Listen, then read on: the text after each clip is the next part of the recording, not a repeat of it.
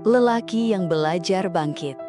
Sebuah kisah tentang pengkhianatan, kehilangan, dan menemukan diri sendiri. Tidak semua luka terlihat berdarah.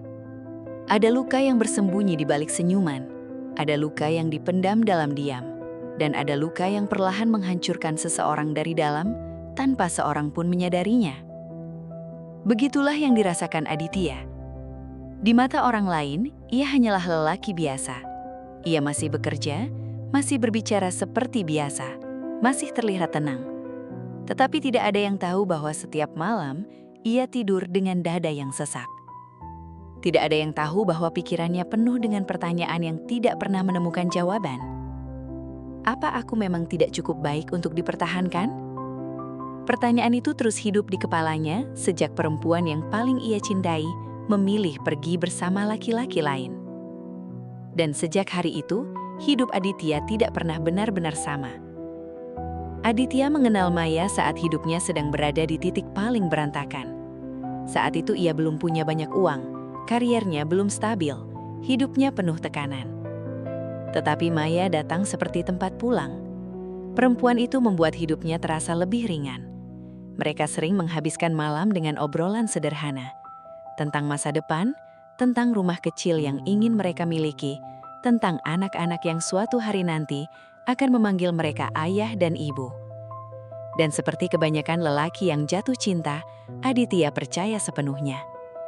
Ia bekerja lebih keras, ia menahan lelah, ia mulai membangun hidupnya sedikit demi sedikit, demi satu tujuan, membahagiakan perempuan yang ia cintai.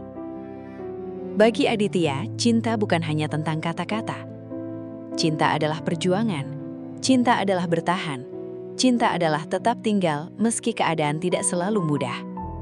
Karena itu ia memberikan semuanya, waktunya, tenaganya, perasaannya, bahkan dirinya sendiri. Namun hidup seringkali kejam kepada orang yang terlalu tulus. Semakin lama, Maya mulai berubah.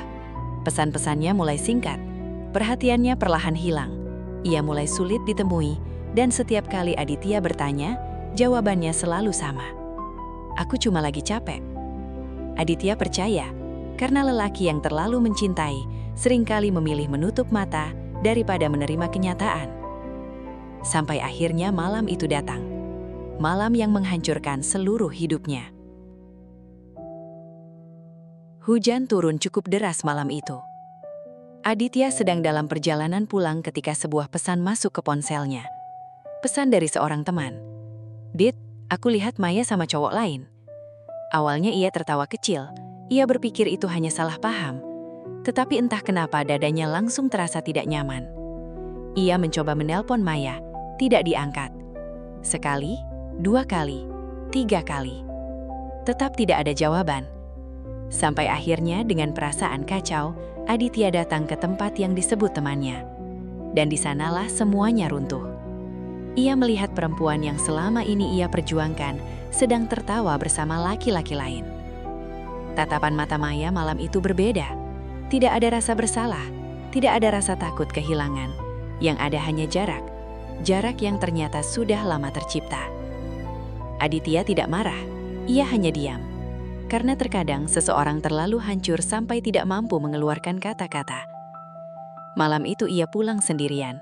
Dan sepanjang perjalanan, satu hal yang terus memenuhi pikirannya adalah, jadi selama ini aku berjuang sendirian? Itulah bagian paling menyakitkan dari pengkhianatan. Bukan hanya karena ditinggalkan, tetapi karena kita sadar bahwa ketulusan kita ternyata tidak pernah benar-benar dihargai. Hari-hari setelah perpisahan terasa seperti mimpi buruk. Aditya berubah menjadi seseorang yang bahkan tidak ia kenali. Ia kehilangan semangat. Tidurnya berantakan, makannya tidak teratur, dan pikirannya penuh dengan kenangan yang terus berputar tanpa henti. Ia mulai mempertanyakan dirinya sendiri. Apa aku kurang tampan? Apa aku kurang sukses? Apa aku memang tidak layak dicintai? Begitulah pengkhianatan bekerja. Ia tidak hanya melukai hati, tetapi juga menghancurkan harga diri seseorang.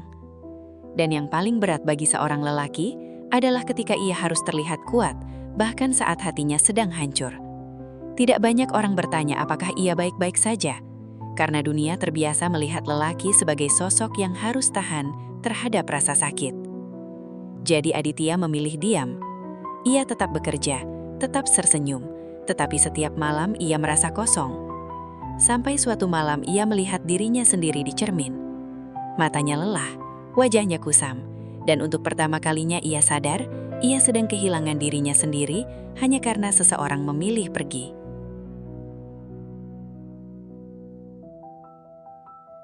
Bangkit tidak terjadi dalam satu malam. Tidak ada kalimat motivasi ajaib yang langsung menyembuhkan luka. Proses bangkit adalah tentang memilih tetap berjalan meski hati masih sakit. Dan itulah yang mulai dilakukan Aditya. Ia mulai memperbaiki hidupnya perlahan. Ia kembali fokus bekerja, mulai rutin olahraga, mengurangi kebiasaan mengurung diri, belajar membaca buku, belajar menikmati kesendirian. Awalnya terasa sangat berat. Ada malam-malam ketika ia masih menangis diam-diam. Ada hari-hari ketika kenangan tiba-tiba datang dan menghancurkan suasana hatinya. Tetapi kini ada satu hal yang berbeda. Ia tidak lagi menyerah pada rasa sakit. Aditya mulai memahami bahwa luka tidak akan sembuh jika terus dipelihara. Dan ada beberapa cara yang akhirnya membantu dirinya bangkit. 1. Berhenti menyalahkan diri sendiri. Tidak semua orang pergi karena kita kurang baik. Kadang seseorang pergi karena mereka memang tidak tahu cara menghargai ketulusan. Jangan menghukum dirimu atas pilihan buruk orang lain. 2. Jangan mengemis cinta. Cinta yang sehat tidak perlu dipaksa. Jika seseorang benar-benar mencintaimu, ia tidak akan membuatmu merasa harus bersaing demi dipilih. 3. Bangun kembali harga dirimu.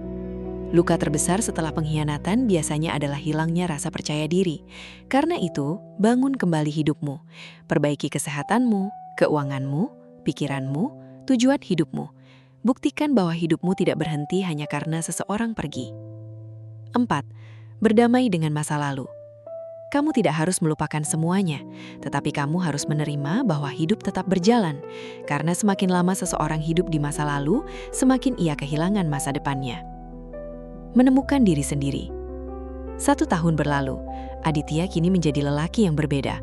Bukan karena hidupnya tiba-tiba sempurna, tetapi karena ia berhasil melewati fase paling gelap dalam hidupnya.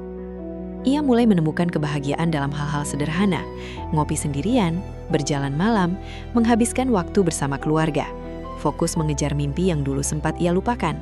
Dan yang paling penting, ia tidak lagi menggantungkan kebahagiaannya pada orang lain. Suatu sore, tanpa sengaja, ia melihat Maya di sebuah pusat perbelanjaan. Dulu, pertemuan seperti itu mungkin akan menghancurkan dirinya. Tetapi kali ini berbeda. Ia hanya tersenyum kecil. Bukan karena masih berharap, bukan karena masih mencintai, tetapi karena akhirnya ia sadar, kepergian Maya bukan akhir dari hidupnya.